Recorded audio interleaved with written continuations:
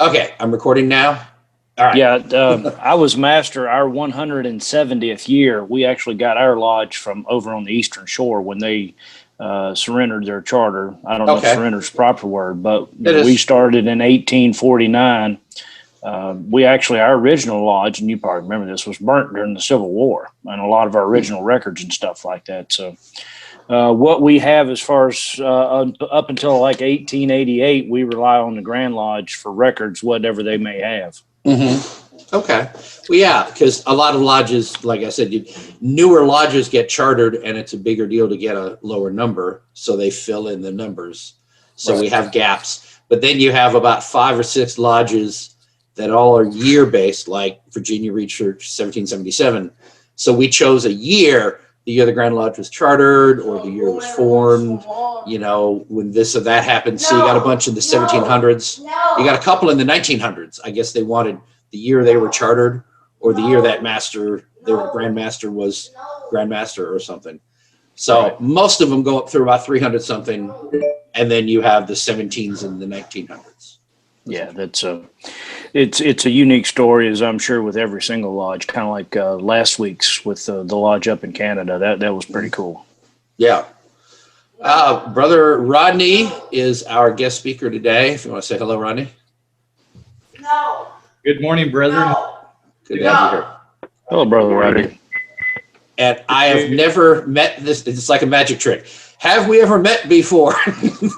No, we have not. All right. Rodney and I met on some group page, and I'm like, well, hey, that sounds interesting. You want to give a talk about it? So I'm just out there recruiting more speakers because I want to bring in different people to give talks here. I think it'd be a lot of fun because there's a lot of guys out there saying, yeah, I've got to talk on this or that. So it'd be fun to bring you all in and expose you to a wider audience. I think it would be pretty neat. Yeah, we're fortunate at Taylor Lodge. We do this about once a week. And last week we had a brother that had to demit because West Virginia doesn't allow dual membership.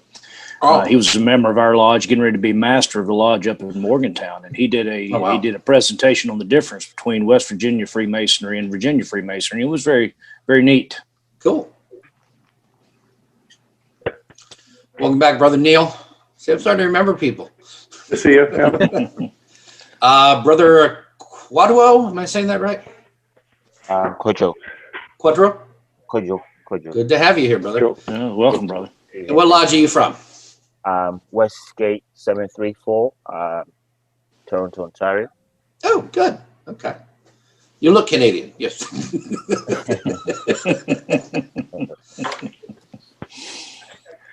He's my neighbor. My neighbor, about an hour away. Oh, okay, good. Well, I do remember you from the last week. Yeah, I've been to Westgate Lodge. Great. I have been to a Westgate Lodge myself, but it was in Charlotte, North Carolina.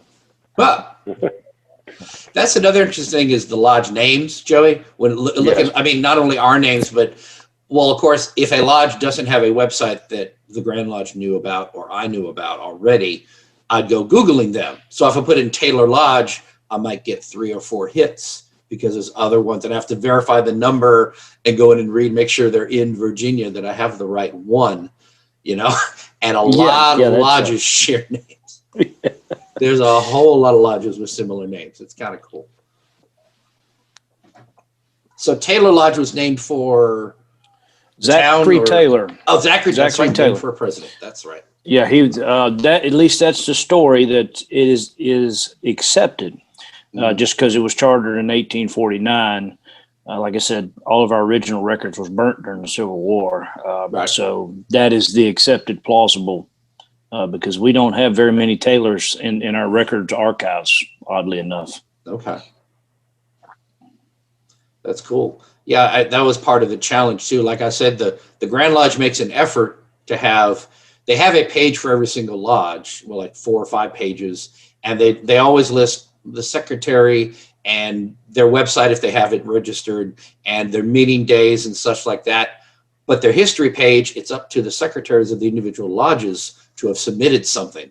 And there were cases where there was nothing. There was only like 3 or 4 that I was like scrambling to find something somewhere to say because literally there was nothing on the Grand Lodge site. And of course they had no website or anything else. So I had to do a bit of digging.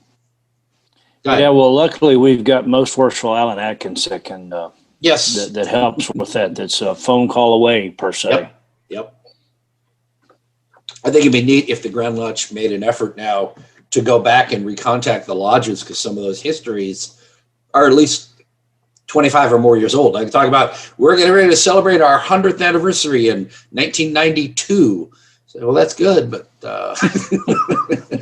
you're 125 now. Maybe it's time to update that. Yeah, that's absolutely true. Because our stuff, I think our stuff's been on the Grand Lodge website, but there's not a whole lot to update. We've been around for 100, going on 172 years now. So. Okay, everybody stand up. The master's in the lodge now. Worshipful Dennis, good to have you here.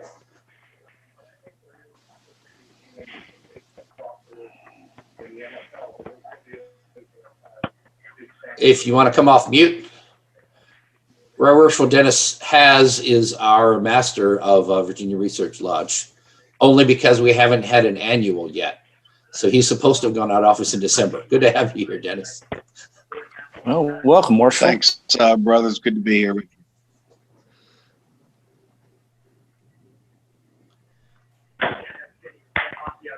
You seem to be filing in. That's good. Oh, and our district deputy is here. So, Dennis, the plan then is we will meet in February and have an annual. Well, that's the plan is to shoot for the normal stated in February, unless dictated by the Grand Lodge otherwise. Okay. Right word from Mark Hone. I want to recognize him. He is the district deputy for our research lodges. We did something different a couple of years ago. Most of you all, I'm sure, have districts or some other organization for your lodges within your Grand Lodge. Can everybody mute who's not speaking, please? Or I'll just go ahead and do it. But what we did was the Grandmaster decided a couple of years back that we're going to have a district just for the 5 or 6 at the time research lodges, because they have unique needs, and certainly they don't need to comply with all the Grand Lodge regulations the way other lodges do in certain aspects. So it made sense to organize them differently, and they definitely had different needs and needed to be given different attention. So Mark's been our district deputy for 2 years running now, and trying to help the research lodges at least get in sync on at least a few ideas. So I think it's great. And he's made an effort to attend, so we appreciate him coming out. Hey, Chris, thanks for setting this up, and looking forward to the presentation today. Absolutely. And brethren, well, we mute you as you come in, so please, if you're not speaking, do mute yourself. We can mute you if we have to, but we want to avoid the background chatter. And certainly when our speaker is on, we all want to be muted out of respect. It's not even 10 o'clock yet. I'm glad I opened this early. We do have people coming in early. I mentioned to Brian last week, as I asked him when he opens the Zoom meeting an hour early, because as he says, some brothers can't tell time. So he wanted to make sure people caught up. And it is pretty neat. We do have quite a few brothers from Canada and from the UK on today, which is great. So we have to respect different time zones. It's 3 p.m. in England right now. And we see we're not even at 10 o'clock. We're already at 18 participants. So it's a good idea to open up early, let everybody come in and get settled before we start.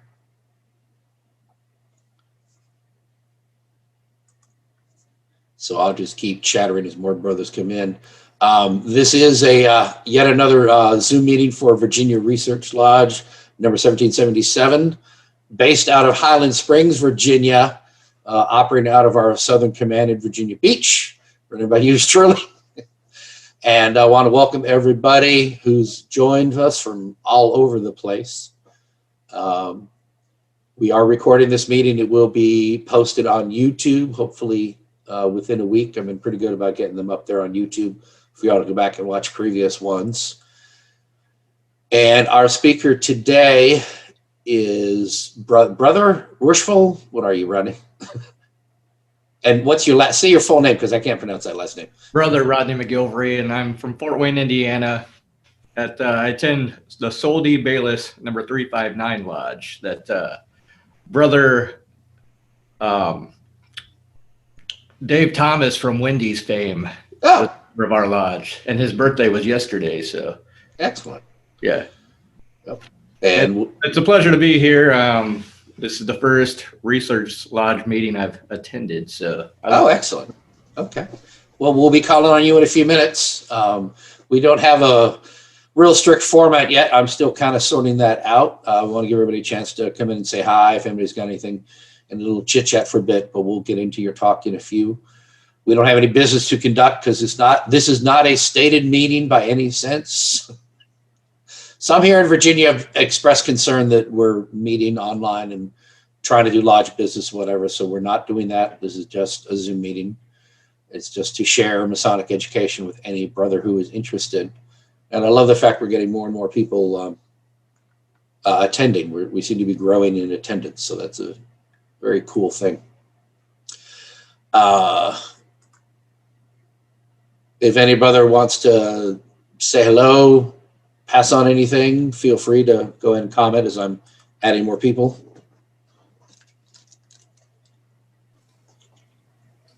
Brother, I just wanted to take a minute and thank you for taking the time this morning. Worshipful Dennis, thanks for, as always, with Virginia Research, taking the lead, and your officers, Chris. I think this is great, sending out the combined works papers from Virginia's research lodges. The goal of Freemasonry is to have brotherhood. And frankly, that's more important today than probably it was a year ago today, given what we've kind of been going through. So all the work you guys have been doing has been greatly appreciated. And hopefully it has made a difference in the lives of the brothers and the lodges that have chosen, English, right? That have chosen to take advantage of it. So I'm very appreciative of it as we head into 2021, and I'm look forward to being a part of as many of these as possible. And frankly, hopefully, we'll spread by word of mouth that there's a lot of value to them. So looking forward to today's presentation, and I'll shut up. Well said. And I've posted, if you are not a member of Virginia Research Lodge's Facebook group, any Mason is certainly welcome to join us. I just posted a link in the chat. And if you have any URLs you want to post for your lodge website or Facebook, whatever, please add them to the chat. I will be publishing those. I did figure out how to save them. So I think they're set up to automatically save, but just to be sure, I'll double save it myself before I leave. But we welcome anybody want to post about your group and welcome people to attend there. We have a weekly research paper that I put together that pulls research papers from our 5 research lodges and sometimes other sources. That goes out every week. We have over 1,000 people on that list now. So if you just go to our Facebook group, there's links on there to join. Basically, just message me. So if you go to our Facebook group and you see me, just click on my picture and message me to be added. You do have to message me in order to be added. Just joining the group doesn't put you on the mailing list. Because I have people complaining they aren't getting it. It's like, well, you never signed up. So, but that's been a lot of fun. We've been doing that 2 years now. I'm into the 1990s now, and still have plenty more that I'm scanning and putting online. But that's been a lot of fun putting those papers together. And you can, of course, find their links to go see previous ones that have been posted. So we got about 100 of them on our website now.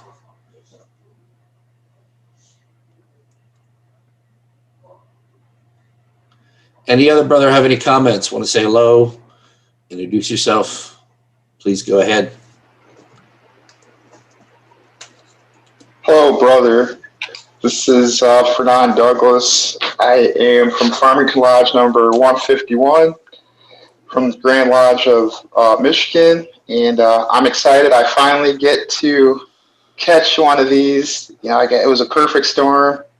Wife and kids went away. Very good. Happy to be here. That's great. Glad to have you here, brother. I know what it is. I have to obligate myself to every Saturday at 10 being available for these. And that seems to work well for me. And I feel like, unfortunately, I'm the linchpin. I'm the choke point in this. If I'm not scheduling these, they aren't happening. And I was late for one and they didn't get to start. So I have to make sure I'm available at a minimum to be at these things. And 10 o'clock does seem to work for us. That's when our normal lodge would be meeting in Richmond on the 4 Saturdays a year when we meet. So it seemed like a good time to schedule them. Of course, we don't have to drive to Richmond to get there, so that's good.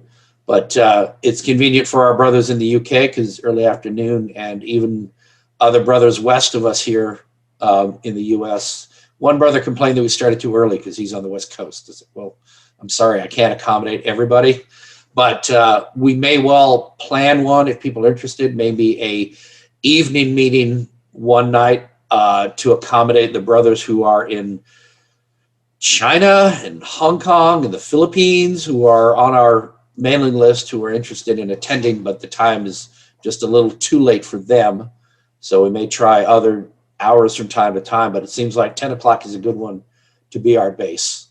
So, and we're always receptive to opinions. Feel free to post on the page if you like to suggest a different time that might be better if you're in a different time zone or something. So we want to try to make this available to as many brothers as possible.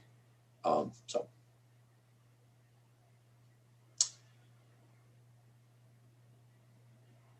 any other brother want to say hello?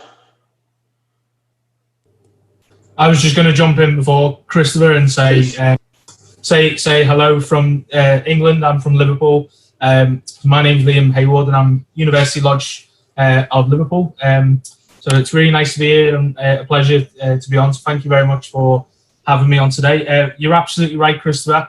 3 o'clock is quite a convenient time. Usually I'm not available on Saturdays, so we're very lucky today to get on. And actually 3 o'clock in the UK is when all of the football or the soccer starts. So that's usually a time that I'm unavailable as well. So as I'm sitting here, I'm watching the scores as well. Okay.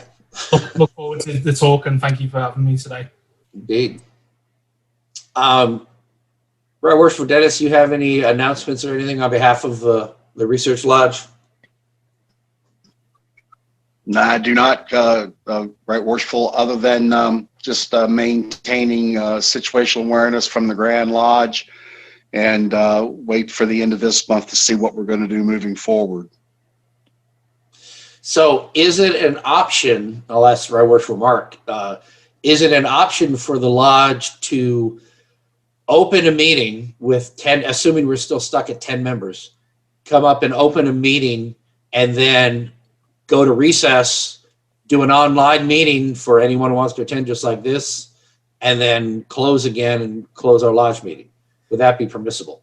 Yeah, Chris, that's a good question. It's something that the Grand Lodge is looking at for we'll just say for January. They decided not to go that route. And clearly they're working through the logistics that is more appropriate to a Blue Lodge, right? Because there's a lot more that goes on there that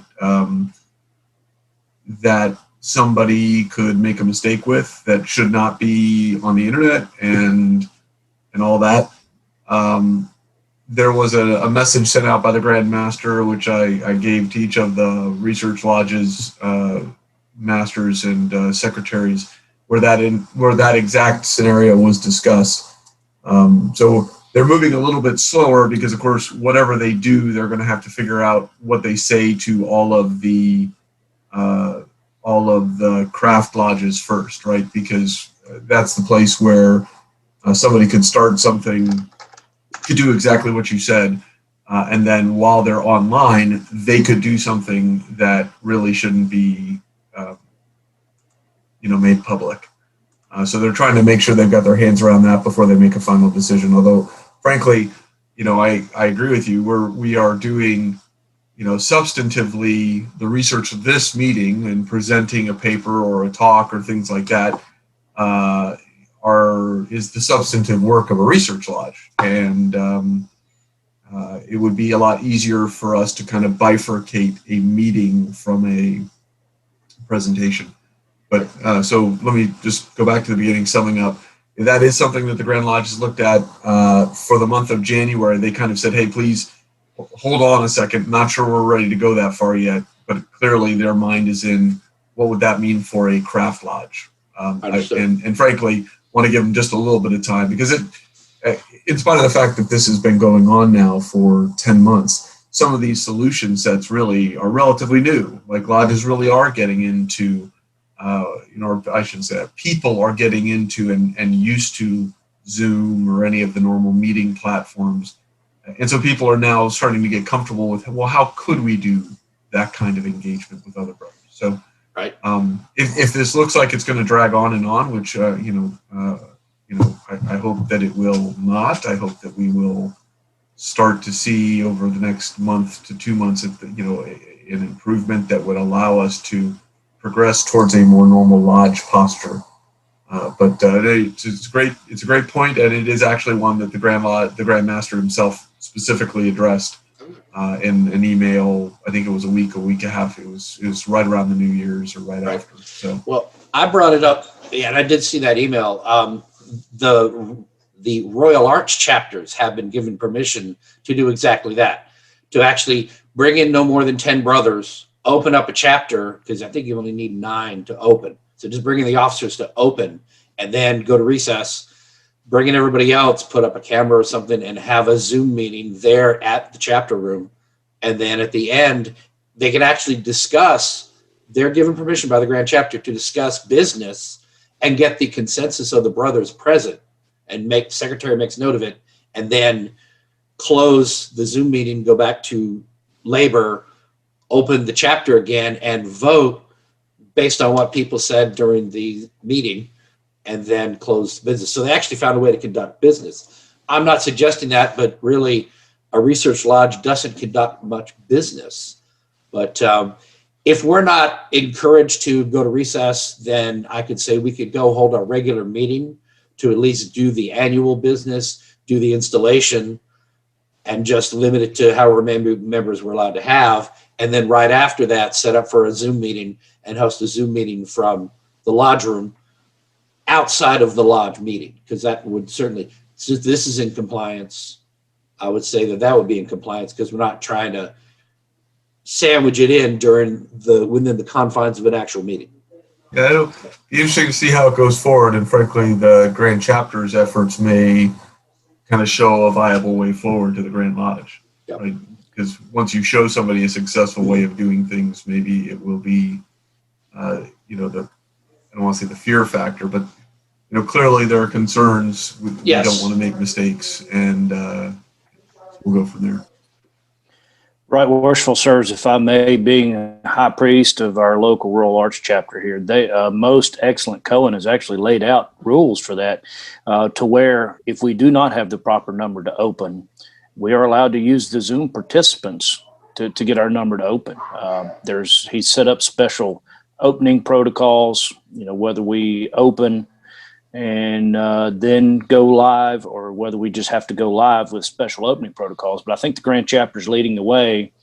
I'm very fortunate that a very close friend of mine and a brother at my lodge is part of that internet security meeting that's working with the Grand Lodge on setting up the protocols for this Zoom situation.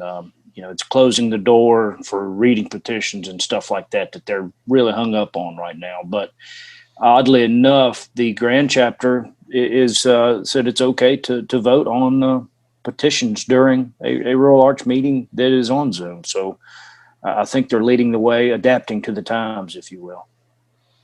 And that's interesting. We had a Virginia Research chapter met just 2 weeks ago, I think, and we had it in our normal time. And I'll put that out there, that there are other bodies that meet at this time on Saturdays. So as we go forward, it's my intent that when A. Douglas Smith meets, when the research chapter meets, when some other research body is meeting, we won't be hosting, but I'll encourage everybody to go attend that meeting instead. So 10 o'clock is set aside for us, and we'll set that aside if anybody else is meeting so we can support them. But the research chapter actually opened in the Zoom meeting. In a much the sense it'd be me like here saying, I officially declare this lodge open, boom, with no ritual or anything. But they actually conducted business. They had a secretary report and everything. So Grand Chapter is allowing them to do it. I'm not trying to do anything of that kind here. I'm just pointing out that for the chapter, they were allowed to more or less have a meeting online, a literal read business. I think they can actually vote on petition. They did vote on certain things by show of hands and what have you. So that is some new ground. And right, Worship Mark, I'm not trying to break new ground here. Don't worry. I'm staying within the limits of what I consider to be a Zoom meeting. This is open to anybody. I certainly can't check anybody's dues cards. I'm assuming everybody here is a Mason. I'm taking you at your word, and we're not going to discuss anything here that I couldn't post on the Facebook page or put in our emails or on our website. So I'm well within the rules of secrecy and what I'll do in that. And I will just add one more thing. You know, the Grand Chapter of Virginia has went as far as to set up its own Zoom account that any chapter can use at the will and pleasure of the high priest to go through the Grand Chapter's Zoom account. Excellent. Any other comments on that topic? Feel free to speak up, brothers. DC Shanks is going to have their first one Monday, the 19th, and I'm going to see how that goes. But much like you say with your chapter research lodge, basically all I have to do is declare it open if I have to use the number of participants as the minimum number required. So we'll see how it goes. I'm embracing the technology, and I think we have to move forward as a craft, especially with what's laid out before us. Indeed. Well, again, I'm grateful for everyone. I think some people have joined since I started talking here. So we're up to 27, and that's great. I want to welcome everyone. If you didn't hear me earlier, this is Virginia Research Lodge 1777 hosting our weekly Zoom meeting. Hopefully we'll continue to host a weekly Zoom meeting at this time. I'm going to introduce our speaker in a minute. I did want to, what's funny is we have very few members of our lodge here. We have the worship master, which is good. I want to welcome Brother John London, who as always is on his phone. Good to have you, brother.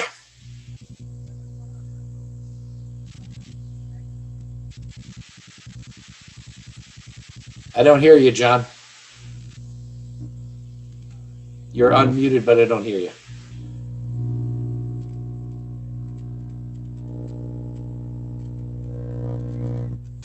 Okay, well, I'm glad you're here, John. I'm sorry we couldn't hear you. You want to try your connection. I believe he's on his phone. He does make an effort to attend. He's our marshal. John was marshal when I joined, I think, and I think he's always been marshal. He does a great job, so we keep him there.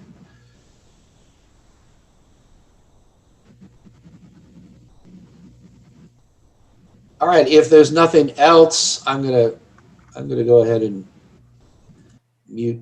I think everybody's muted. Yep. Okay, I'm going to go ahead and introduce our speaker. This is Brother Rodney McGillvary. Is that close enough? McGillvary?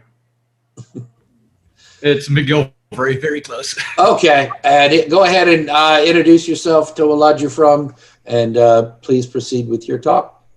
All right, thank you, Christopher. My name is Rodney McGillvary. I'm from the Blue Lodge, Soldi Bayless, and number 359 in Fort Wayne, Indiana. And this is my first meeting at a research lodge, so I'm proud to be here, pleased to be here, and thanks for having me. Hopefully everybody's having a great Saturday morning. It's going to be a busy one for me. After here, I got to jump on the Indiana's Grand Masters page, and today is Founders Day for Indiana, so it's going to be a exciting, busy day here for us brethren in Indiana. So without further ado, I have a background in alchemy and esoteric philosophy pretty much most of my life. And prior to joining Freemasonry, I was a member of other orders, specifically alchemical orders. And I was a member of an order in New Zealand called the Herodom Order. And since then, that order has been defunct and non-existent. And I decided to carry on the tradition and tie it into Freemasonry. And I've noticed a lot of alchemical symbolism throughout my journey of Freemasonry.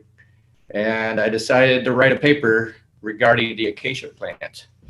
I've done a lot of research and experiments in using plants, using alchemical formula, and I've come across the acacia through my research, and there's a lot of alchemical symbolism that ties into the Master Mason degree. So I titled this paper that I wrote recently, The Death and Resurrection Show. And upon being put to death by the setting ball in the Master Mason degree, the then startled brother gets carried away to his grave. He is unaware that the sprig of acacia was placed at his head, as well as the meaning behind it. After attentively listening to the preceding drama being played out and his body being strictly searched by the fellow craft, he was then taken by the lion's paw and risen from the grave. He was thus born again into the life of a new Master Mason, and afterward given a historical lecture. This lecture introduced the newly raised Master Mason to the rich symbolism of the fraternity, including the many esoteric emblems. This is where our brother first learns about the sprig of acacia. The sprig of acacia is described to us in the Master Mason degree as an emblem of immortality. It is a sign that gives us hope that we shall live beyond the grave and that our rough ashlar will be resurrected into the perfect stone, completing our work. This is also very similar to the great work of alchemy, which I've been used to prior to being raised a Master Mason. The objective of Freemasonry, making good men better, I consider an alchemical formula. This motto, it alludes to transmutation, which our goal is to, at the end, transmute mankind, which I think is a very important goal to have right now, considering our world is in complete chaos. I think Freemasonry is more important than ever. The great work or magnum opus of the alchemist is the process of transmuting the prima materia, or first matter, into the philosopher's stone. The operative alchemist does this through physical lab work, and the speculative alchemist does this through the study of esoteric philosophy and self-transmutation. The common thought of what alchemy is the transmuting of base metals into gold, but in most esoteric circles, this is not the goal of the alchemist. Esoterically, the goal is true enlightenment or transmutation of the self.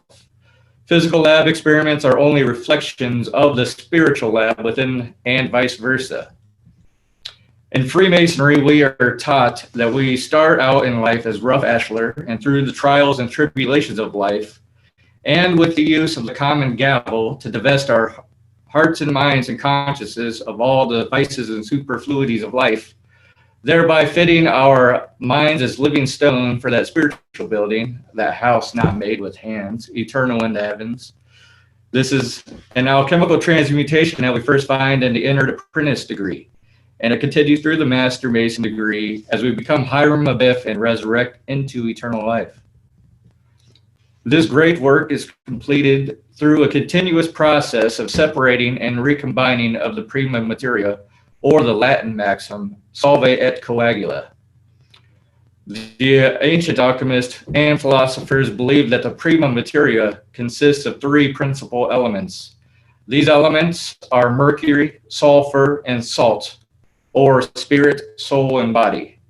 These alchemists believed every living thing could be broken down into these three principal elements. Mercury epitomizes the spirit and represents imagination, moral judgment, and the higher mental faculties. Sulfur embodies the soul and represents one's emotions and desires. Salt then represents the physical body. Both operative and speculative alchemists separate the prima materia into three different kingdoms: the mineral, animal, and plant kingdoms. Each kingdom can be broken down into their individual principal element of mercury, sulfur, and salt.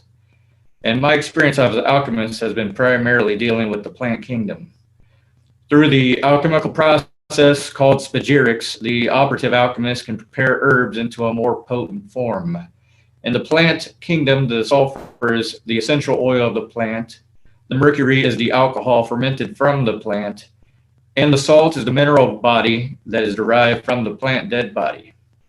The basic spagyric process consists of alcohol extraction, mineral extraction, and then recombination of the plant body and the fluids that are macerated prior to that. The ethanol alcohol can be extracted from grape wine by distilling it using a distillation train.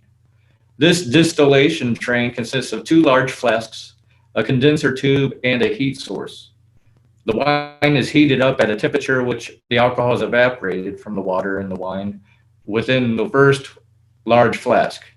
The vapor of the alcohol then travels up through the condenser tube and precipitates as pure ethanol alcohol within the second larger flask. The plant matter is then added to the ethanol alcohol to macerate for 40 days. After the 40-day maceration, the plant matter is strained, separating the mercury sulfur tincture and the dead plant matter. Or this is what the alchemists call the terra damnata, or the damned earth. The mercury and sulfur then rest in the flask while the salt is prepared. The salt of the plant is now processed through calcination. This is done by putting the plant matter into a cauldron, then setting it on a heat source. This process of calcination will go through 3 different stages. The plant matter will burn first into a gray ash, then a black ash, and finally the white salts. And these salts will be purified through further distillation and purification until it reaches a spiritually elevated state, where I personally have seen them float right above the bottom of the flask. The final stage of the spagyric process is to combine the salt with the tincture of mercury and sulfur that was previously prepared before calcination.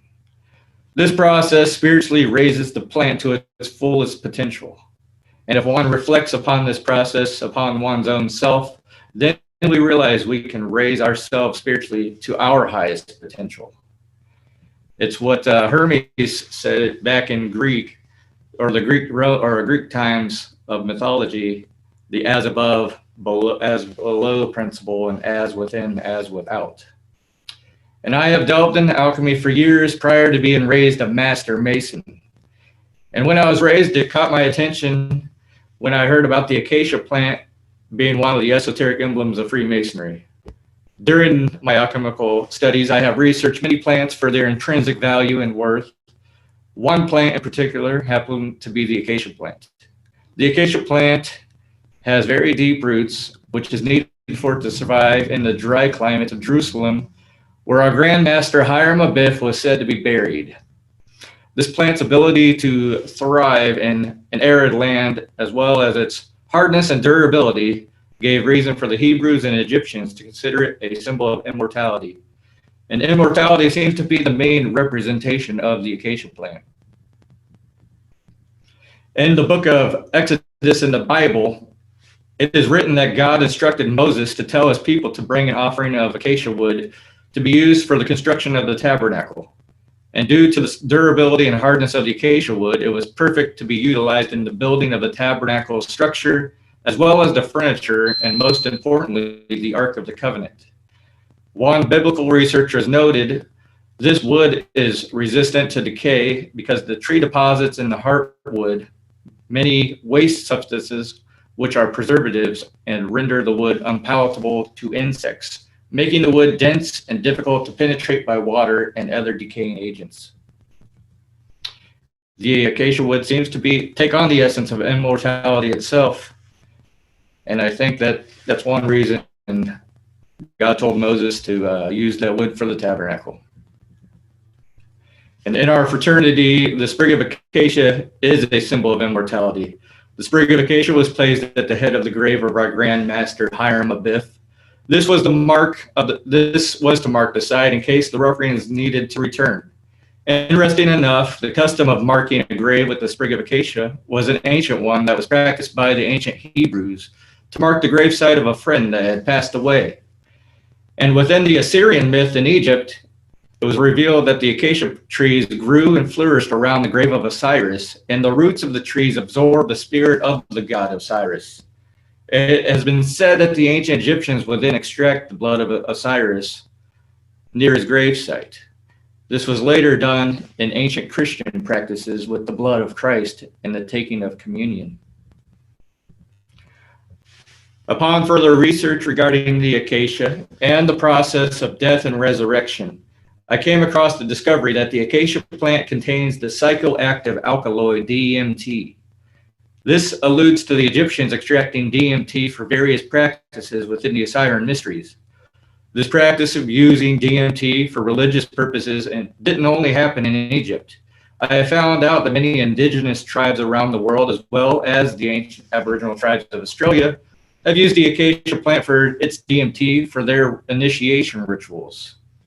And it would seem to me that the path of initiation of the world's ancient cultures, as well as most mainstream religions, is a path of transition from adolescence to adulthood, and then adulthood to finally immortality, or from birth to death and finally rebirth, which is seen in our Master Mason degree.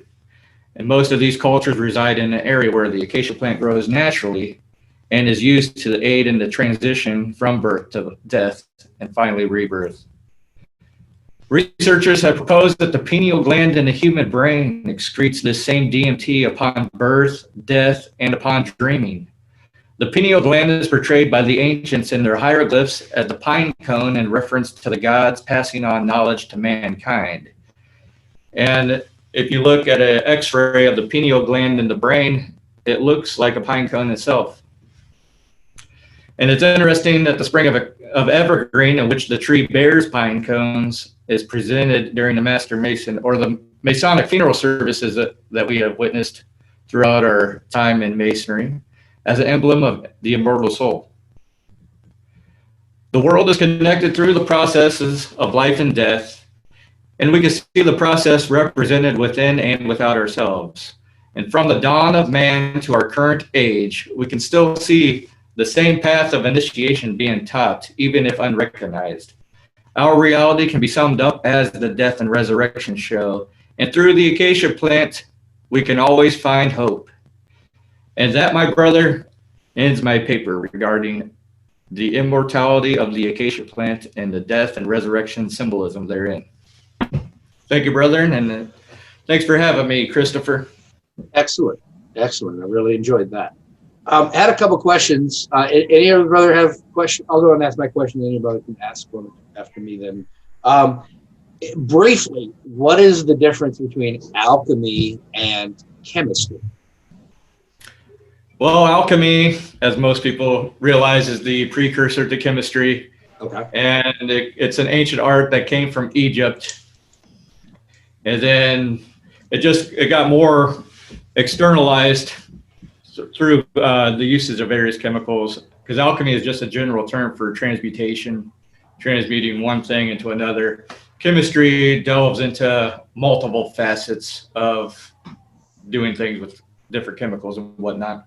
Okay. And you mentioned that in the process of I forget what the term you used. You talked about esoteric or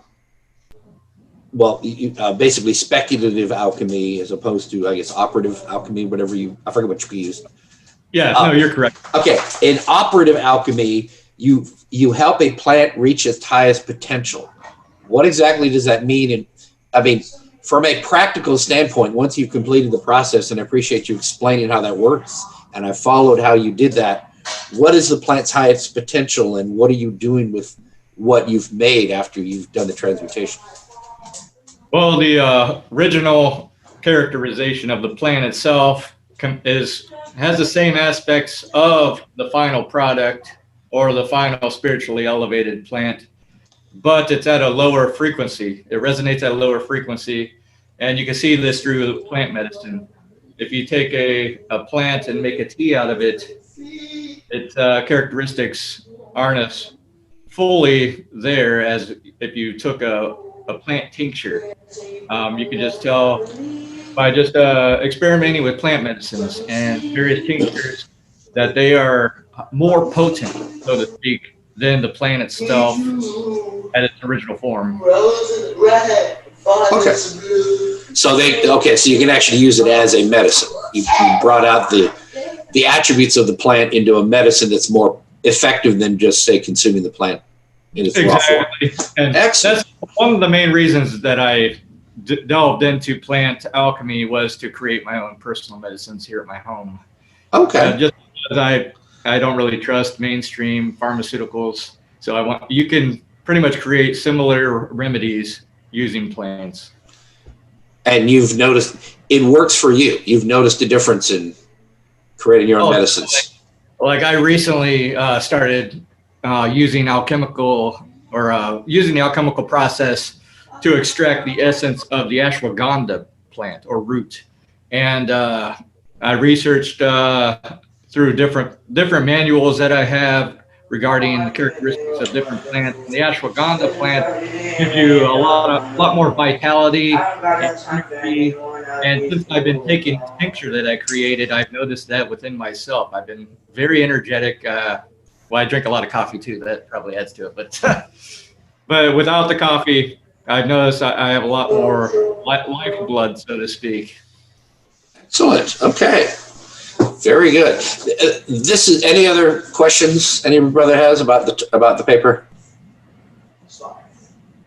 Hi, brother. I have a question. No. So, as far as the Acacia forming, I believe you called it DMT. Yes. What is that? I've heard about that on other podcasts and things like that. What is the effects of that? A, B, if it is it legal? And what are your thoughts on that? Well, the DMT was used in various cultures and ancient tribes across the world through their initiation process. It would help them prepare for the initiation, and in its essence, it would give the candidate a hallucinogenic experience so they can be more focused on the initiation at hand and be more attuned to the ancient spirits that the ancient cultures would be in communication with.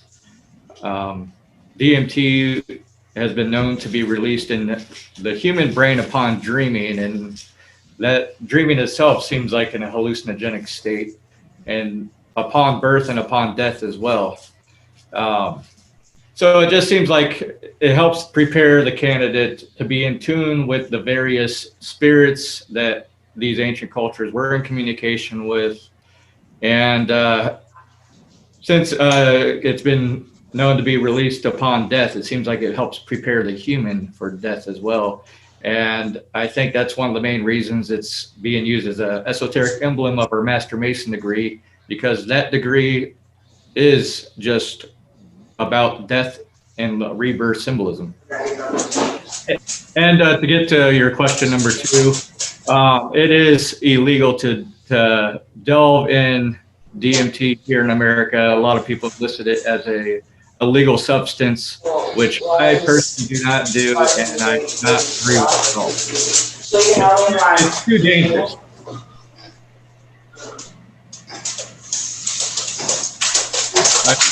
I answered your question, brother. Oh, yes, Can I you appreciate mute everyone else, please?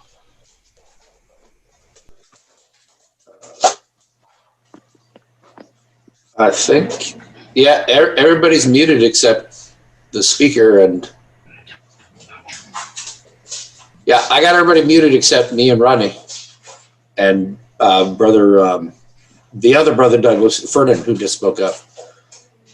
So everyone else is muted. Did you have something to say, Dennis? Yep, nope, that was it. It was just hard to hear Okay. with the background noise. Well, there may be some coming from my house. My dog and my pig are both roaming around in the background behind me, so they're making probably some footsteps. I'm sorry. I have very effective headphones. By the way, this is an endorsement. Skull Candy headphones. I wear these for my online meetings for work. They could hear my wife's phone ringing in the other room with the Star Wars theme, and someone accused me of watching a movie during our staff meeting. I said, it's just a phone and it's 2 rooms away. So apparently I have a very good microphone in my cheap $15 Skull Candy headphones. So I would definitely recommend these. So I apologize if it was my background noise that you were hearing.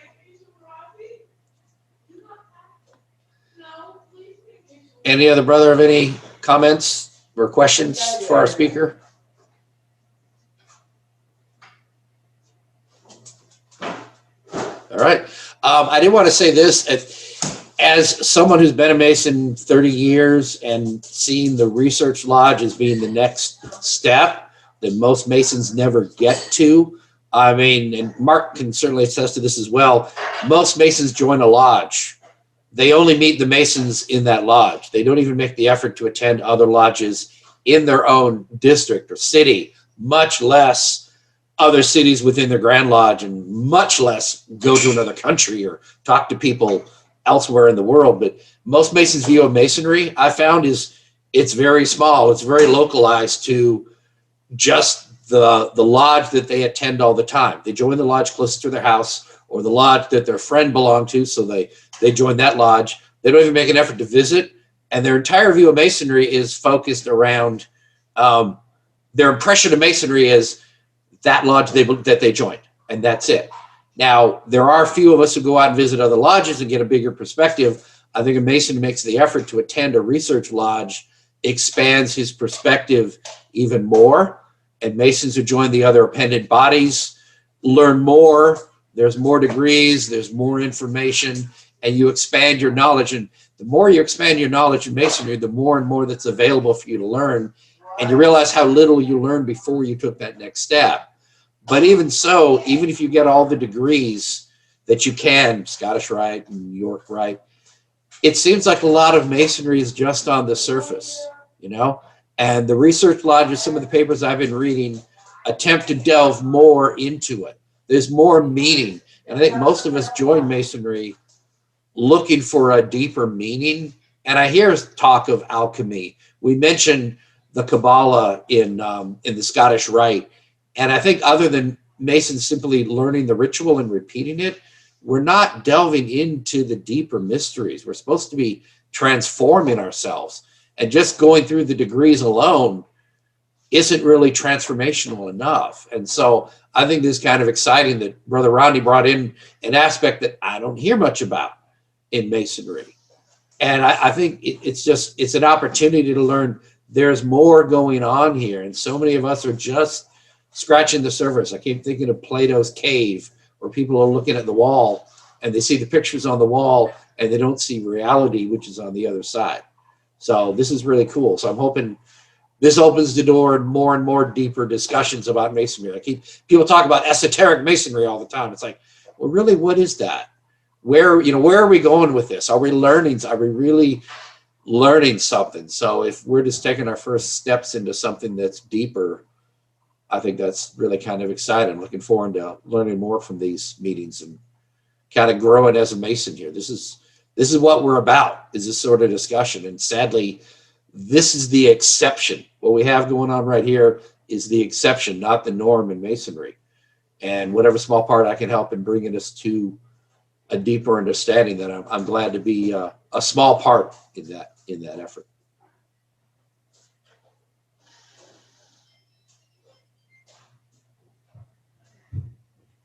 Any other brother have anything else to offer? I would add, my name's Lyle Piper. Please, introduce yourself. We have time. Introduce yourself, Lyle. Sure. My name's Lyle Piper.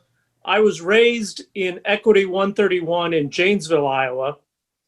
As a young man, I moved to Washington, D.C. to go to college, and then moved to Arlington, Virginia. Subsequently, my parents moved to Shenandoah Valley. My father joined, affiliated with Strasbourg 98.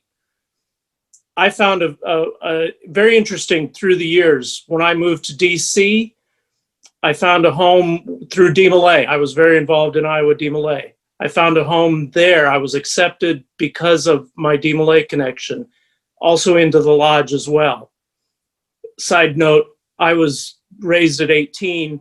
DC was 21. I went to a 21-year-old's first degree and was introduced afterward as still the youngest Mason in the room. When my father and parents moved to Strasbourg, I was very accepted into the Strasbourg Lodge, and I affiliated with Spermont as well, because I really appreciated the home that provided for both my father and myself. But I was also very impressed in Virginia. It seems like they have a very big tradition of traveling to other lodges, visiting other lodges, at least within the district. My father was a district education officer for a couple of years, and I got to go to some other lodges, and every time I went to one lodge, there was 4 or 5 visitors from other lodges, and that did impress me. There are folks who are spreading it out. I don't know if they're going to the deeper level that you subsequently talked about, but I would say that there is especially in Virginia, I find a real openness to meeting new people and moving around within the lodge. Thank you. Thank you, Brother DeMolay. Good to have you on here. It was DeMolay that brought me to Masonry. I joined it. Well, it was Masonry that brought me to DeMolay. Really? When my father was raised, his father was in the East, his brother was in the South, and his uncle was in the West. My father raised me. So my family brought me to DeMolay, or my Masonry brought me to DeMolay, and then continued my growth along those lines. Excellent. I joined DeMolay in Seattle. I knew nothing about Freemasonry. A couple of friends of mine were in DeMolay, and they asked me to join. And when I got in, I immediately realized this is exactly where I wanted to be with my life. And some people don't like this term, but I refer to DeMolay as watered down Masonry, because the ritual was written by Masons to put it in a simpler format for younger men to accept. And I still look at it as watered down Masonry. It teaches some of the same principles, but puts it in a more accessible form, I guess. And I knew it's like, well, this is watered down. I want the real deal as soon as I can. So I was stationed here in Virginia, and I joined a lodge as soon as I turned 21. And both of my signers were advisors of my DeMolay chapter. And so I've made an effort to support DeMolay along the way. I just got back involved again because my son, when he turned 13, joined a DeMolay chapter. So I became an advisor again after a 10-year break from that. So I've always supported our youth groups because I know what a difference they make. But I definitely, I know DeMolay is what took me to Masonry. I was the first one in my family who had anything to do with Masonry. So the trend's going to start with me, hopefully. And, 50 years from now, they'll talk about, well, Grandpa Chris and, him getting all of us into Masonry, hopefully.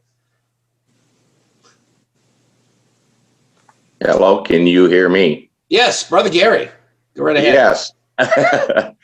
I just had to follow Brother Lyle. I am also a member of the lodge that he joined, Equity 131 in Janesville. I am the junior Grand Steward of the Grand Lodge of Iowa this year.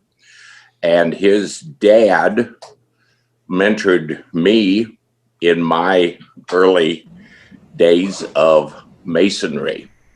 And his dad, David, was my high school science teacher. So that's how I got, but my dad and my granddad were also Masons.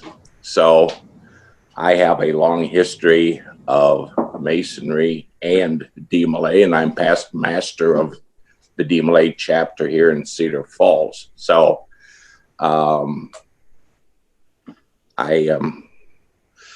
his dad wanted years ago the floor cloth that we used when some people in Virginia maybe don't know in the second degree what the floor cloth is, but it's the 3, 5, and 7 steps. And Lyle's dad, David, called me up one day and said, do we still have that old floor cloth around? Because he wanted us to send it to Virginia so he could show the Virginia people that floor cloth. It was ripped and tore, and he put a backing on it And my understanding, Lyle, is it correct that they used it to some degree there? They did. Sadly, I believe it was lost in the fire. Strasbourg, Spermont had a fire a few years ago, and I believe it was lost in the fire. But they did use it. They were kind of very surprised and pleased to have it. Yeah. So. Excellent. There are lodges, Brother Gary, in Virginia that use a cloth for the steps. And we had one, actually, our very talented worshipful master this year, who was mastered 10 years ago. He's actually the first retread we ever had in Ocean View. We've never repeated a master in 99 years. But for our 100th anniversary, we wanted to pick a master who was experienced enough to actually lead through all the things we're doing now. Unfortunately, we haven't done everything we want to do for our centennial because of COVID, but we're still doing our best to celebrate our anniversary. He's a talented artist who paints murals on buildings, and he's well known in the Virginia area. He's traveled to other states to actually paint murals, but he's a very talented artist, and he produced his own version of the steps on a very secure kind of plastic material, so it will last. But that's what we've been using for our second degree lecture, and I like using it. I've gone back and forth on it because there's some debate about, when should you point? Should you go over the steps and then turn around and all that? But that's more of a logistics thing for those of us who give the lecture. But yes, I know exactly what you're meaning with those floor. I forget what we call it. We have a term for a carpet or something. I think we call it the carpet.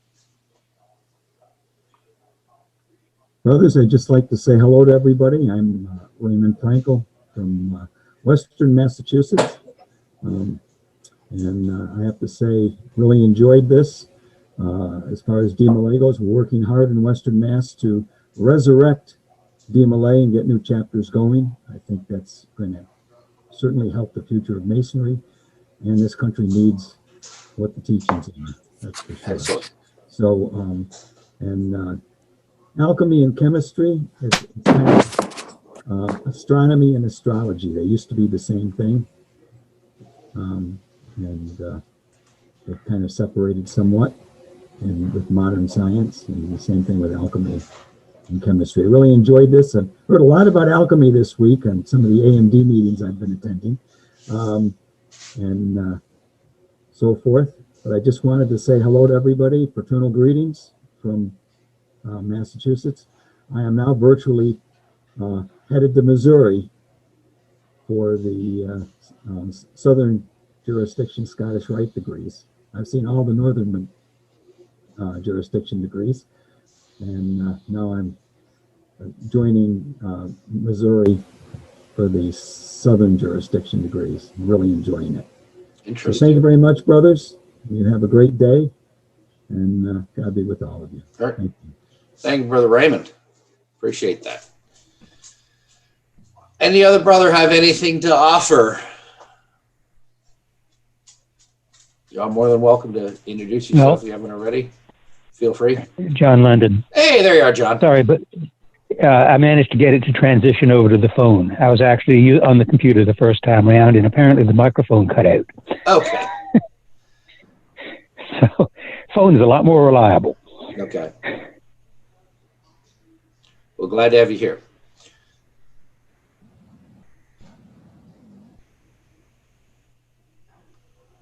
All right. Well, I'm trying to keep this moving along, so if no other brothers. If I may interject, go ahead, Joe, please.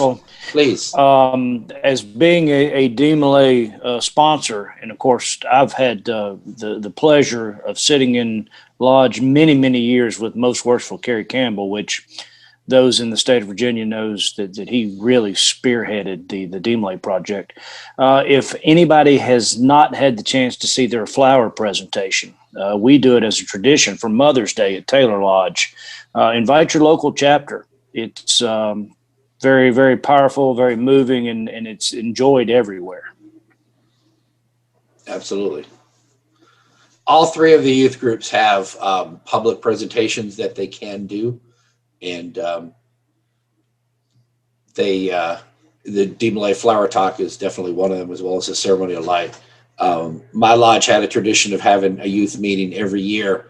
We would bring in the youth groups, and we don't always have like all. I think one time we actually had all three give a presentation. It was rather long, so we decided just to let one give one each year, just as an introduction. But it's something for Masons who don't know much about our youth groups. It gives them a chance to see what the youth groups are doing and the value they offer. Of course, for a lot of us, we've all been involved for years and years with all the youth groups. We know very well exactly what's going on, but we want to make sure that some of our brothers who may not be familiar with it, who haven't spent time with the youth, get a chance to experience it. But their ritual is truly beautiful. All three of them have a lot to offer. Yeah, we always have the De Malay, the Job's Daughters, and we will also have a presentation of the OES that comes in. We try to support our appendant bodies because, well, without them, we're not necessarily complete, in my opinion. Mm-hmm. It definitely offers more. There's more to learn from our appendant bodies, definitely. I've always enjoyed being in the Scottish Rite, being the Royal Arch.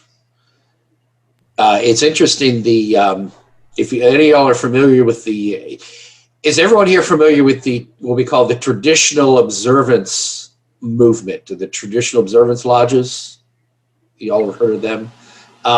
There is a fella in Northern Virginia, in Arlington, I think it was, Hammer, I forget his first name, Andrew Hammer, I think it was. He was master of his lodge in Alexandria, Washington, number 22, and he wanted to make an effort to make that lodge more of a traditional observance lodge. And I'll sum it up. He wrote a book called Observing the Craft, which I had the pleasure of reading recently, and it's kind of eye-opening. It's kind of this kind of stuff I've been talking about, where Masonry is supposed to be more than what it currently is. It's not meant to be just a social club. It's meant to be more intense, is one way to put it, more meaningful and more serious. And he outlines quite a few very, very controversial positions in this book. And he ran afoul of the Grand Lodge. He ended up leaving Virginia Masonry, and he only operates in DC now. But the traditional observance, they believe in the having the chamber of reflection, which is basically you set up a room, the anteroom before the candidate comes in, where there are symbols of death. There's a skull, there's candles, there's black drapings on the walls, whatever you do. But essentially the candidate is made to sit there for a period of time alone with his own thoughts before he receives, I'm not sure if it's just the EA degree or all 3 degrees perhaps. They use incense, they use music. They're very, very strict on ritual. There's no talking on the sidelines. There's no prompting. They believe in wearing tuxedos. They believe in dressing up. They believe you're going to have a meal. You're going to have a serious meal. You're going to shell out $20 each for a meal that's actually worth having, not just eating something fairly cheap on, served on cheap plastic plates or what have you. That Masonry is supposed to be at a higher level. And yes, it's more expensive. I think they raised their dues to like $300 per year. But the whole idea is, if Masonry wants to be taken more seriously, it needs to take itself more seriously and demand more of its members and offer more as well. I think we should probably have a talk one meeting about this and go into the details about it, because it's fascinating stuff, and you may not agree with everything he puts forth. Where I took exception was, in his view, there should not be appended bodies. If you're not learning everything about Masonry in the 3 degrees of the Blue Lodge, then that lodge isn't doing its job. And there's no need to have 29 degrees in the Scottish Rite and 6 degrees in the Royal Arch and then the Commandery and the Council and all. That Masonry is supposed to teach you all you need to know by the time you're a Master Mason. You've been taught all of the secrets, all of the meanings, and then you're supposed to run with that and delve deeper into it. And all these other degrees are a distraction.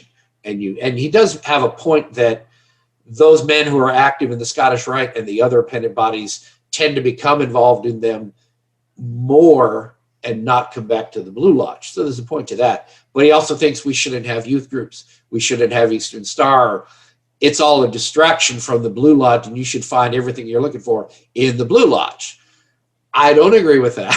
That was Andrew Hammer's position. But he makes a valid argument in the book. He backs up why he says that quite effectively. I don't agree, and I could offer a counter argument, but I found it's one of those things where you read it, you're like, okay, I don't like this, but I hear what he's saying. And it makes you at least think. And we should be allowed to discuss things of controversy in Masonry because it makes you think. And even if you don't change your original position, I think you understand better why you believe what you do, why you think what you do, because you've read something that's a challenge. Whereas if everything you ever read and ever hear is exactly the same and everyone's saying the same exact thing, well, then you're like, okay, well, we're all in agreement. That's wonderful. But you haven't affirmed it. You accept it because that's what everybody else says. You know what I'm saying? And I think his book was good for me to read because it made me challenge what I believe about Masonry.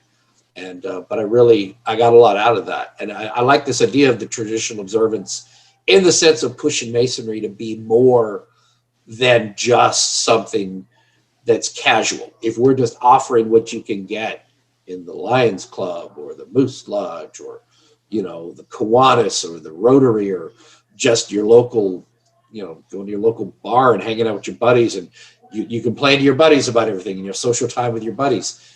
If Masonry doesn't offer something more than all those other groups, then what is our point? I'm glad you're bringing that up, Christopher, because I am actually currently helping some brethren here charter a traditional observance lodge here in Indiana. We're doing it up in Auburn, Indiana, and it's going to be a Scottish traditional observance lodge called the Lodge of St. Andrews. Okay.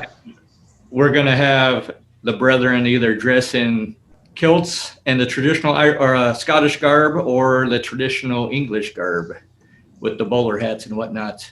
And we're going to do exactly what you said. We're going to take it extremely serious. We're going to do it by the book. Everyone's going to have to memorize everything.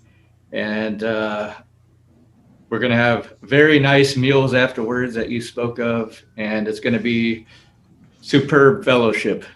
And it's bringing Freemasonry back to its traditional roots with the seriousness to it. So I'm glad you brought that up. And do you have any traditional observance lodge over there in Virginia right now? Well, not formally. As I mentioned, Brother Hammer was attempting to take an existing lodge. I think it's Alexander Washington number 22, which meets at the George Washington National Masonic Memorial, which is a beautiful building, by the way, that he was attempting to turn that lodge into one. And not going to throw shade on our grand officers, but the Grand Master at the time was not happy with the changes he was making.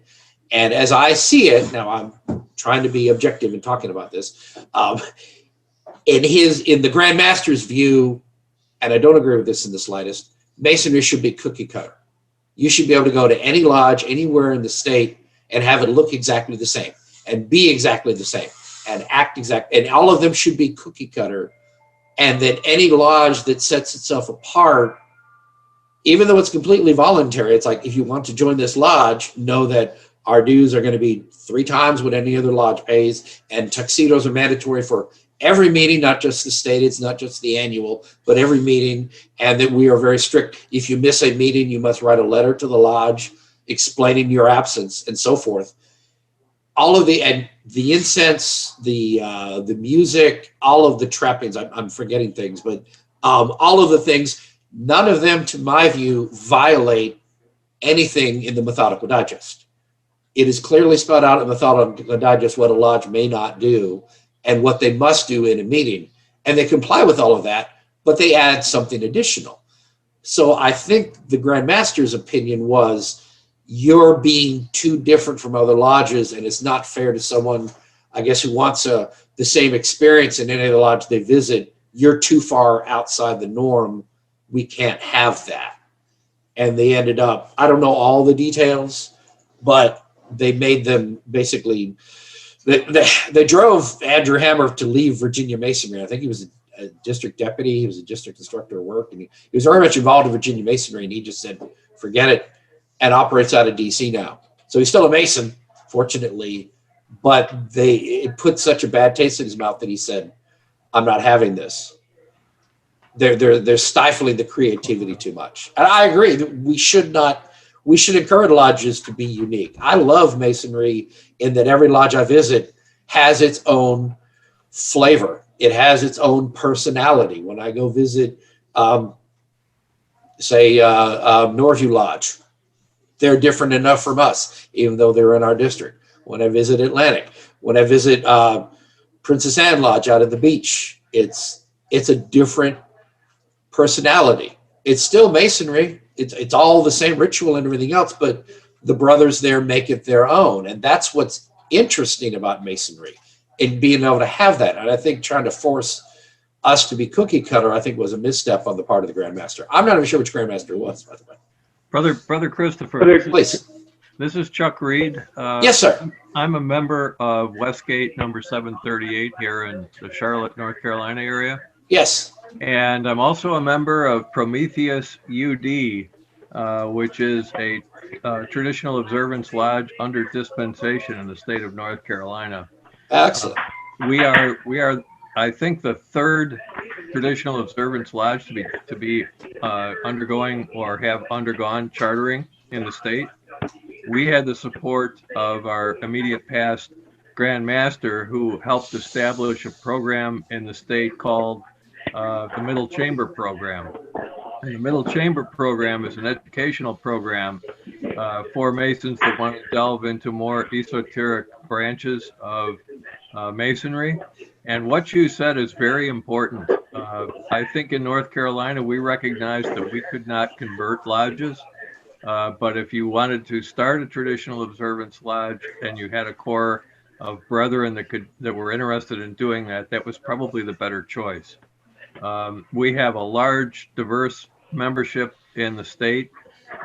We have one of our lodges is composed of a lot of guys who like to ride motorcycles. Just to give you a little bit of the diversification. The point of Masonry is that traditional observance lodges are not for everybody, but there is a group of current Masons who desire more light in Masonry, and I think that they're seeking it through traditional means. And Rodney, I commend you for your efforts in assisting with that. Just wanted to point out that it's alive and active, but it's not a replacement. It is an adjunct to, and it's not for everybody. And I share your thoughts, Christopher. You hit it right on the head. Thank you. Well, I appreciate that, Chuck.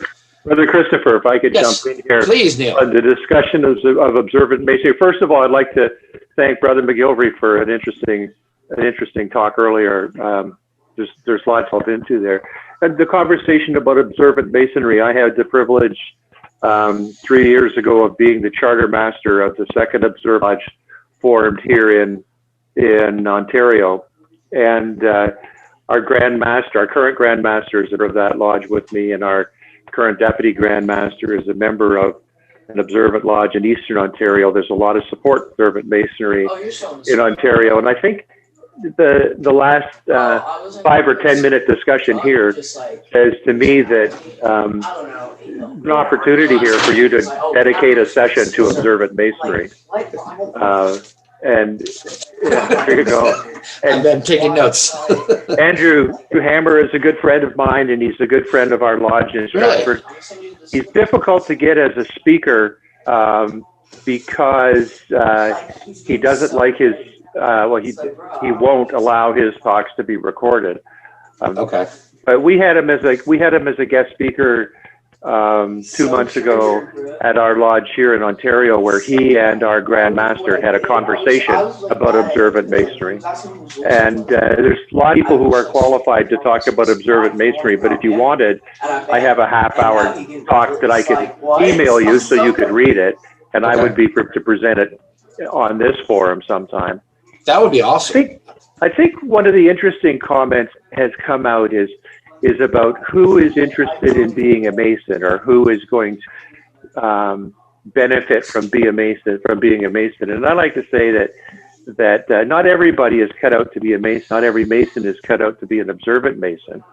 But for every 10 men who come to Masonry or come to observant Masonry, they come for 15 different reasons.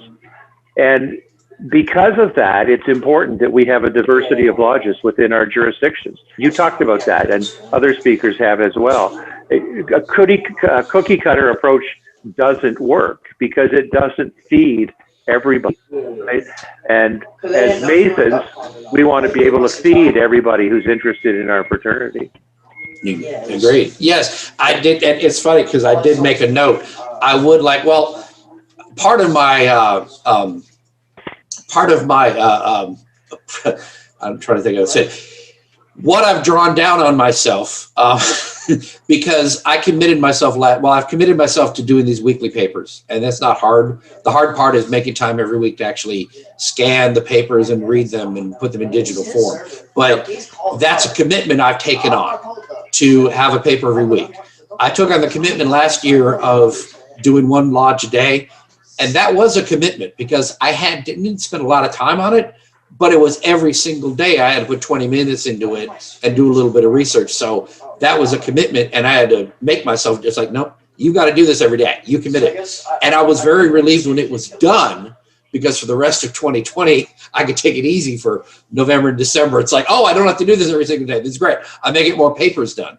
But I'm committing myself right now to have a weekly Zoom meeting unless someone else is having one and I want to let them have the floor. You know, the research chapter we did 2 weeks ago, A. Douglas Smith, and no one's here from A. Douglas Smith, I don't think, but their brother, Brother Hone had to drop out. He's a member of A. Douglas Smith, and they have theirs coming up, so I'll certainly defer to them if someone else has a meeting planned. But I've committed to putting together a meeting every Saturday for you, and I definitely have a good audience now. And I want to make sure I have a different speaker every week because I can sit here and read a paper, but I really don't want to. I'm happy to fill in. I'm the backup if my speaker falls through, but I don't want to be the center of attention. I'm happy to be the host and get it going and let someone else like Brother Rodney come in and give a totally different talk and opinion on things. And that's what we want is different views in here. So the more I can line up here going forward and have papers and meetings scheduled, the easier my life is. Because if I've got somebody booked, I can rest easy. Okay, well, I'm booked out 3, 4, 6 weeks. I'm covered, and I don't have to scramble every week to find a speaker. So I put down that definitely I would love to have a traditional observance as the topic for a meeting. I'm going off the top of my head with Brother Hammer's paper, or his book. So I'm going to go pull some quotes out of that and have that ready. And then if you have a talk that's already prepared, that'd be even better. Go ahead. Well, I was saying if you have a talk prepared, that's even better. But I really want to get the brothers discussing this. I like to get everyone who's attending to at least voice their opinion on it and really get a discussion going.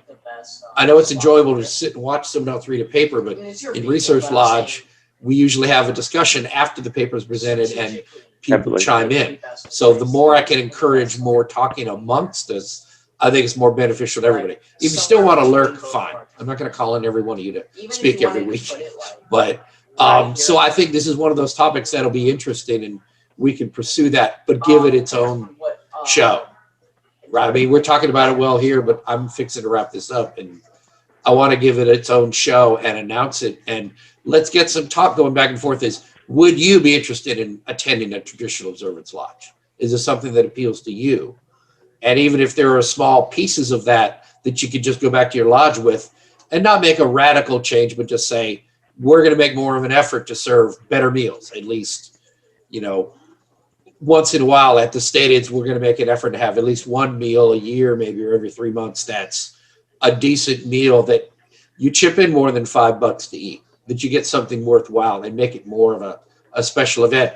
There are things you can do without totally changing your lodge into a TO lodge, because I agree, I don't think that'll sell. And that's where we got pushback. To answer Rodney's question, I don't think there are any TO lodges in Virginia. I was speaking of the one that was potentially going to be one. There may be some in the works, but I don't know. But I think after his experience, there probably aren't, but I don't know. Brother Christopher, this is Kurt Sorensen. I'm from Wisconsin, Milton 161. I just had one question about the format. You mentioned a lot of the times the papers are scanned in. Are they usually available to read prior to this call to kind of get you ready to participate in any conversation? Well, the papers that I'm referring to are the ones that I send out in a weekly email.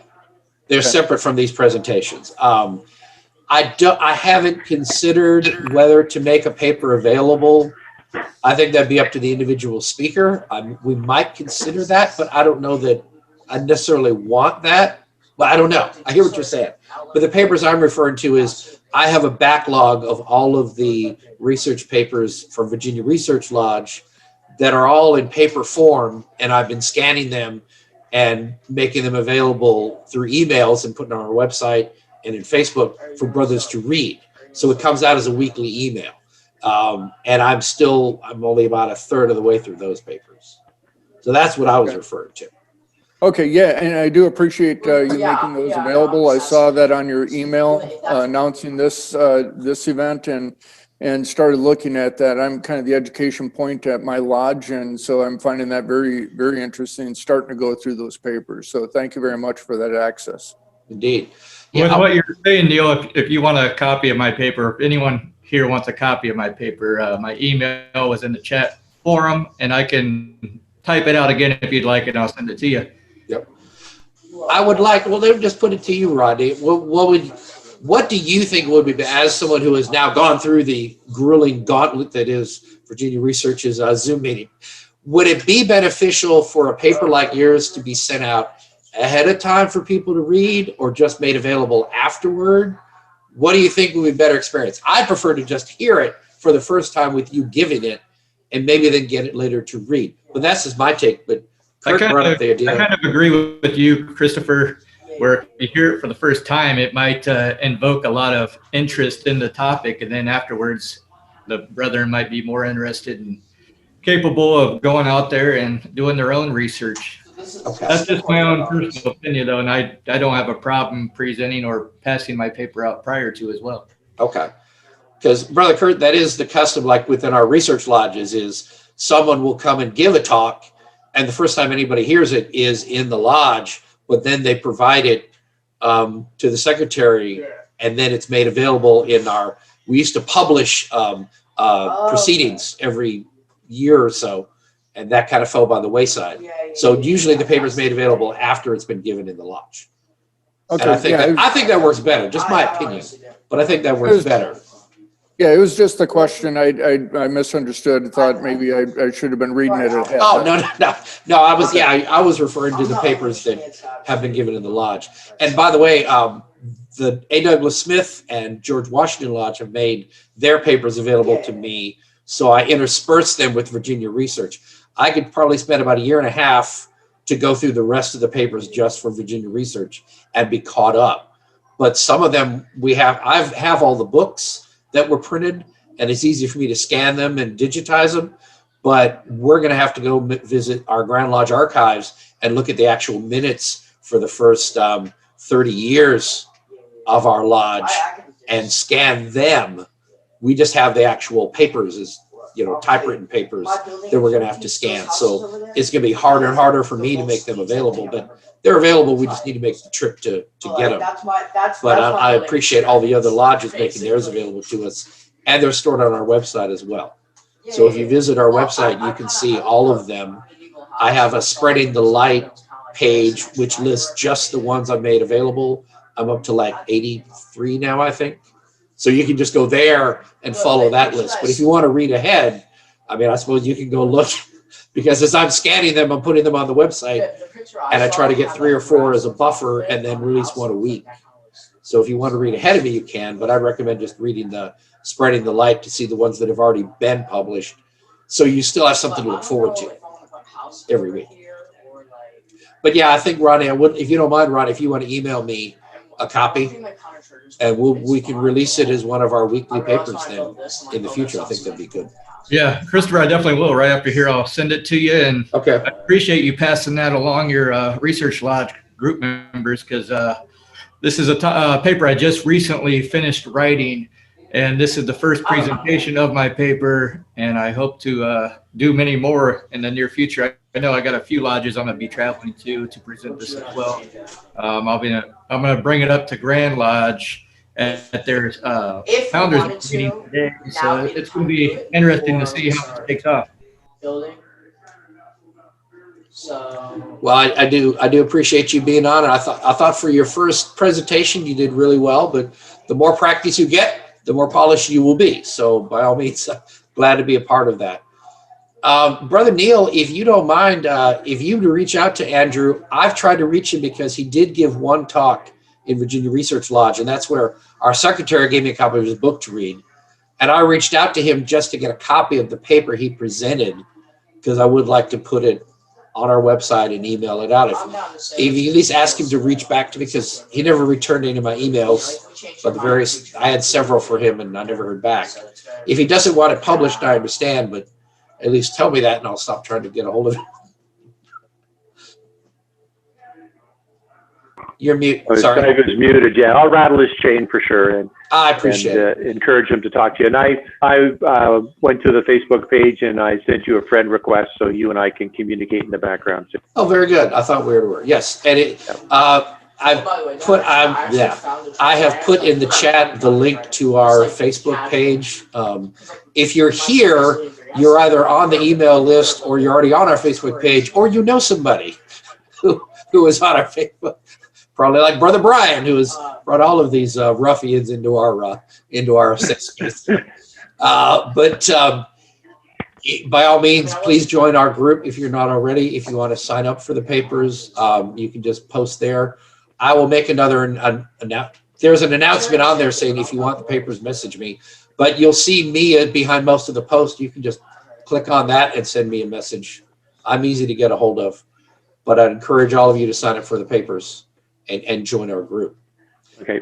Brother Paul, you joined us late. If you want to say hello. I see you're in your car. So bad. Brother Shosa.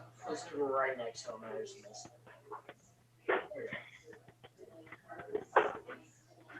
Okay. Yeah, I was just in the sea. Hello, brothers. Greetings. I was still occupied. I couldn't really hear. Good morning, brothers. And what lodge are you from, brother? I am from Mansfield Lodge 295 down here in Mansfield, Georgia. Excellent. Glad to have you with us. Yes, sir. Glad to be here, brother. I saw you join late. I don't know if you caught the paper, though. I normally get papers on the emails you normally send out. I normally get those. Okay. However, I was able to join late today, so I said let me at least catch the later half. Okay, good. Yeah. Well, I'm glad I don't know. I've actually spoke with you on Facebook before. My name on there is Sadiq Al Farouk. Okay, very good. Yes. Okay. Well, to be fair, I've got 2,500 Facebook friends, and over 1,050 of you individually signed up for the research papers. And yes, I keep bringing them up. Bear with me, but I started out the research paper email, and because I'm webmaster for several bodies, everybody in Ocean View Lodge and Norfolk Scottish Rite and Virginia Research Chapter or Lodge automatically got added to the email list without wanting it, but no one's really complained. But then I decided to open it up and let individuals request to be added. So I have about 400 or 500 of my local lodge brothers who are I put in there on my own, and they all were happy to get it from what I've heard. But I started taking individual requests as well, and we now have over 1,050 individuals who signed up for the research papers, which is awesome. And I'm working out my email issues to make sure everyone actually gets it, but it is available on Facebook as well. So, and we have over 1,500 people on our Facebook group now. So this is definitely growing, and I'm pleased to have been part of growing this, feeding this interest in research papers and masonry. And I'm trying to make more and more our Facebook group be of service to you all. Yes. Brother Brian's been good about putting out Zoom meetings that he hears of. And so any of you are encouraged to contribute more to the group. I don't like being the only guy making content. I'm happy to make the thing work, but I don't want to be the only one putting content on there. So I encourage all of you to post something. Yes. And every email that you send out, I do get it, and I do read the lecture that you do send out. So thank you for Excellent. Yes. And as always, if you read one of our papers and you want to present it in your lodge, you are welcome to. We only ask that you give credit to the author. So all you have to do is say, this was written by Brother so-and-so and given in Research Lodge on this date. That's all we ask.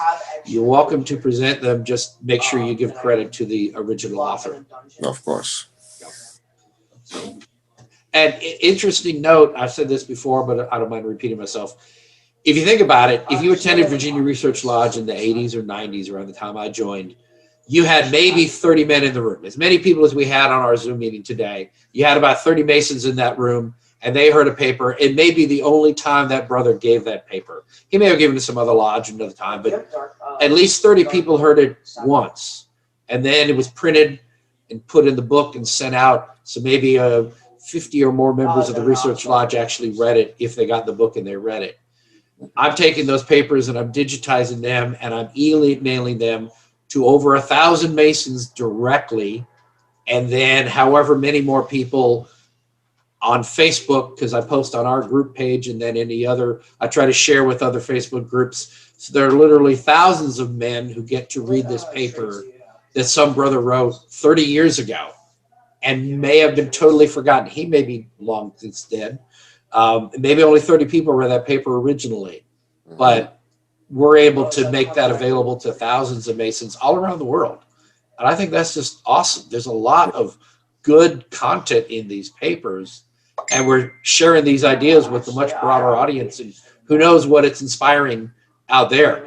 Other people might get interested. Hey, I could write a paper. I think I could do that, and make an effort to do more Masonic research and read more of these papers. And I think that's it's a great thing to be a part of in my own small contribution.